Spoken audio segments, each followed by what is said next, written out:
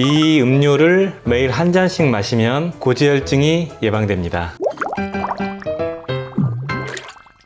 안녕하십니까. 약들약의 고약사입니다. 화이팅 먼저 외치고 시작하겠습니다.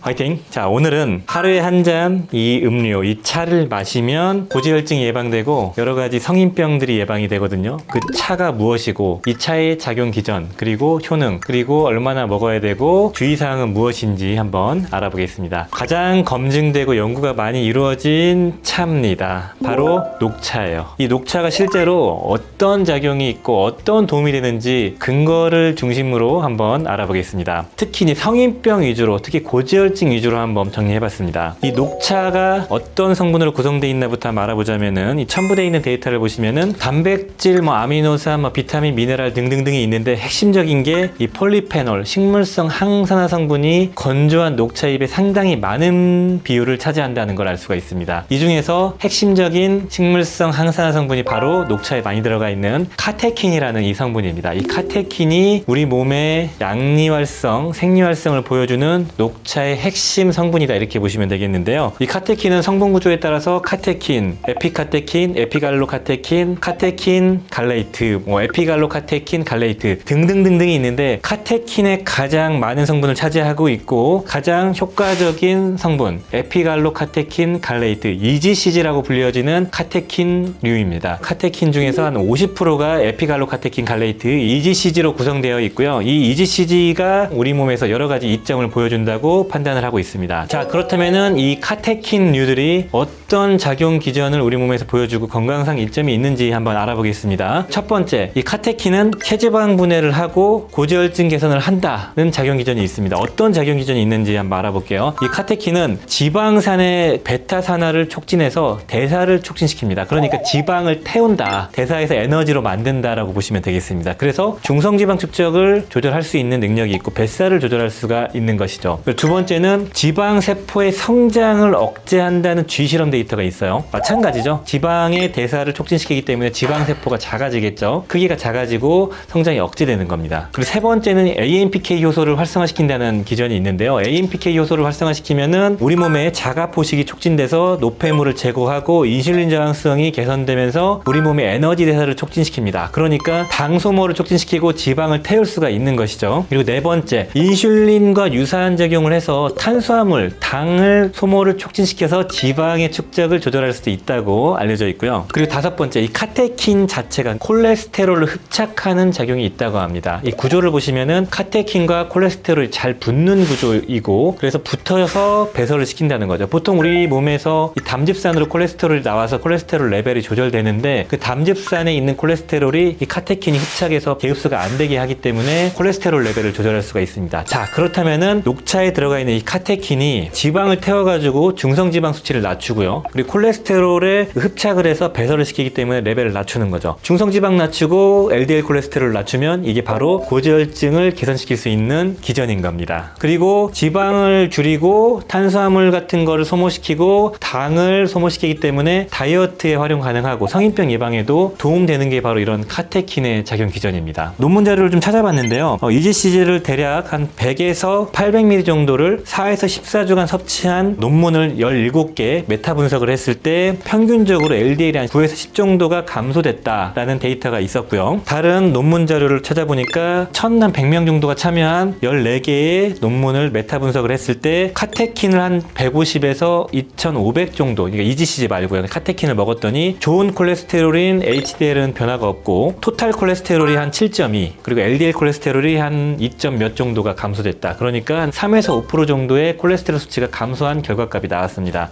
대략적으로 한 4에서 12주 정도 섭취했던 거고, 그러니까 이런 자료들은 메타 분석을 해서 여러 자료들을 평균 낸 거기 때문에 어느 정도 신뢰할 만한 자료입니다. 자, 그리고 두 번째 녹차 카테킨의 작용 기전은 바로 항산화 작용이 있다는 겁니다. 이 카테킨의 구조를 보시면은 이런 육각 링에 OH라는 이 작용기가 있는 구조가 있는데 페놀 링에 OH기가 많으면 많으면 이게 항산화작용의 어떤 지표라고 보시면 돼요. 그래서 이게 많을수록 항산화작용이 많이 작동이 되는데, 카테킨은 그래서 직접적으로 활성산소를 제거하고, 그리고 간접적으로 SOD라는 항산화 효소를 높이고, 그리고 글루타치온을 높이는 글루타치온 페록시다제를 활성화시키는 작용이 있다고 알려져 있고요. 우리 몸의 과산화수소를 중화시키는 카탈라제도 활성화시켜준다라는 데이터가 있습니다. 그래서 산화적 손상을 회복을 해주는, 그래서 간에 좋은 성분이기도 합니다. 그런데 아이러니하게도 보충제로 고용량을 많이 먹으면, EGCG 기준으로 한 400ml 정도를 이상 먹으면 간 손상이 발생될 수가 있죠. 원래 항산화 성분을 고용량을 많이 먹으면 오히려 그 세포 독성이 뛰기 때문에 그렇습니다. 이런 녹차로 매일 이렇게 자주 먹는 건 문제가 없는데, 보충제로 고용량을 먹는 게 문제가 되는 거예요. 자, 그리고 세 번째, 항염증 작용도 있습니다. 이런 폴리페놀, 식물성 항산화 성분, 대표적인 게 커큐민, 피크노제놀, 레스베라트롤과 마찬가지로 이런 카테킨도 항염증 작용을 보여주거든요. 항산화 작용이 있으면 항염증 작용은 보통 따라온다고 보시면 됩니다. 정확한 이유는 모르지만 NF-kappa-B라는 염증 전사 단백질을 차단하고요. 인터루킨 8, TNF-알파 같은 알러지 염증을 유발하는 물질도 조절을 해준다라는 데이터가 있습니다. 그렇기 때문에 항산화 항염증은 따라오는 작용이에요. 카테킨도 그래서 여드름,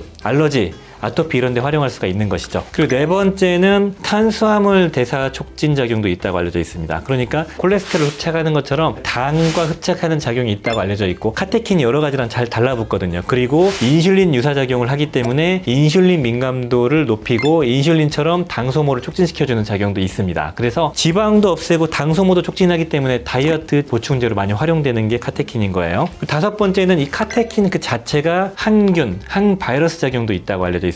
흡착하고 어딘가 붙어서 세균과 바이러스를 무력화시키는 작용이라고 우리가 추정을 하고 있습니다. 우리가 녹차를 먹었을 때 약간 맛이 떨떠름한 특유의 향이 나죠. 이런 향이 바로 카테킨에서 나는 맛이고 향인데, 이런 특유의 향이 나고 이런 특유의 색이 있는 것들은 보통 항균, 항바이러스, 항기생충 작용이 있습니다. 자극적이거든요. 그래서 이런 세균을 억제하고 바이러스를 억제하는 작용 때문에 여드름, 이렇게 곱는 거나 빨개지는 걸 좀 줄여줄 수가 있는 겁니다. 그리고 여섯 번째로는 중금속 흡착 작용도 있다고 알려져 있습니다. 아까 말씀드렸던 것처럼 카테킨은 잘 달라붙거든요. 그래서 미네랄과 잘 달라붙는다는 데이터가 있어서 우리 몸에 중금속을 흡착해서 소변으로 배선시켜주는 작용이 있다고 알려져 있어요. 그래서 녹차를 너무 오랫동안 많이 먹으면은 빈혈이 생길 수 있다라는 자료가 있을 정도로 미네랄들을 흡착할 수가 있다는 거죠. 너무 많이라 하면 하루에 10잔 이상 이렇게 되게 많이 오랫동안 먹는 거기 때문에 보통 걱정 안 하셔도 되고요. 그리고 그 외에 뭐 항암 작용도 있다라는 데이터도 있었고, 피부 미백 작용도 있다, 자외선에 의한 피부 손상을 방어해주는 작용도 있다라는 데이터들이 있었습니다.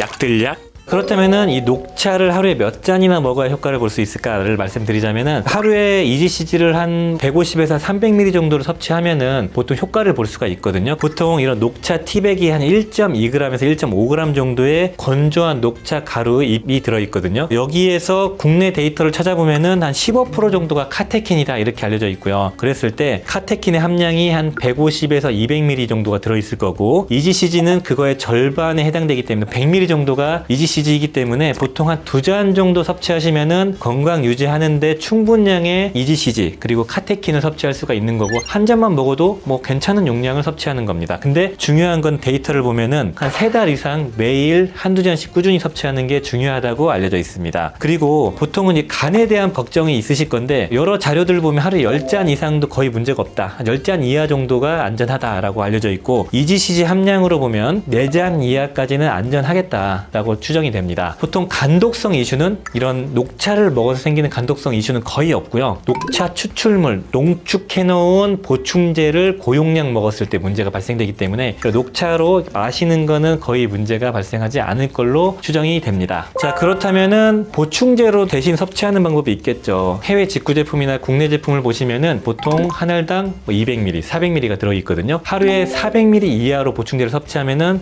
이런 녹차를 대용을 할 수가 있다 말씀을 드릴 수가 있겠습니다. 자, 그렇다면은 주의사항도 있겠죠. 이 녹차를 하루에 뭐 3-4잔씩 정해진 건 없지만 오랫동안 많이 먹게 되면은 철분이나 여러 아연 같은 미네랄 결핍이 생길 수 있다라는 자료가 있었습니다. 음식과 먹게 되면은 카테킨이 흡착을 해서 흡수를 방해하기 때문에 한 2잔 정도 마시는 건 거의 문제가 없겠지만, 녹차를 꾸준하게 오랫동안 몇 달 동안 먹는 동안에는 칼슘, 마그네슘 같은 이런 또 종합 비타민 같은 걸 좀 챙겨 드시면 거의 문제가 없겠죠. 그리고 이제 너무 많이 많이 드시면 카페인의 영향을 받을 수가 있는데 사실 커피에 한 5분의 1밖에 카페인이 안 들어있거든요. 대략 커피는 한 200ml 정도, 큰 거에 한 100ml 정도의 카페인이 들어가 있고 카페인은 보통 한 200에서 400ml까지는 거의 문제가 없죠. 근데 녹차는 200ml 정도에 한 20ml의 카페인밖에 안 들어있습니다. 그래서 몇십 잔을 먹어도 카페인의 그 상한량에 도달하기가 어렵죠. 그렇지만 카페인에 예민하신 분들은 그럼에도 하루에 두세 잔 드실 때는 주의하셔야 되고 밤에 섭취하시는 건 좀 피하시는 게 좋겠죠. 그리고 이제 간이 안 좋으신 분들은 관리 목적으로는 드실 수 있겠지만 그럼에도 주치의와 꼭 협의하시는 걸 추천드리고요. 또 주의사항으로는 고지혈증을 관리하는 목적으로 섭취하는 거지 치료하는 목적으로 접근하시면 절대 안 되고, 고지혈증이 높으신 분들은 녹차는 그냥 보조로 섭취하시면서 치료를 받으셔야 된다 이렇게 말씀드리고 싶고, 간장질환, 신장질환 있는 분들 많이 드시는 거 주의하셔야 되고, 와파린과 같은 혈전약과 이런 카테킨과의 상호작용이 있습니다. 피를 묽혀주기 때문에 그것도 꼭 주치의와 협의해서 많이 드실 때는 꼭 확인하시면 좋을 것 같습니다. 자, 오늘 컨텐츠 녹차를 하루에 한 잔씩 먹었을 때 건강상 이점 여러 가지 말씀드렸었죠. 건강을 유지하는데 녹차 적극 활용해 보시고요. 기회가 되면은 좋은 녹차를 고르는 방법, 그리고 뭐 우롱차, 홍차, 녹차의 종류까지 한번 알아보겠습니다. 댓글로 요청 주시고요. 자, 오늘 컨텐츠가 도움이 되셨으면은 좋아요, 구독 부탁드리겠습니다. 감사합니다. 빠이요.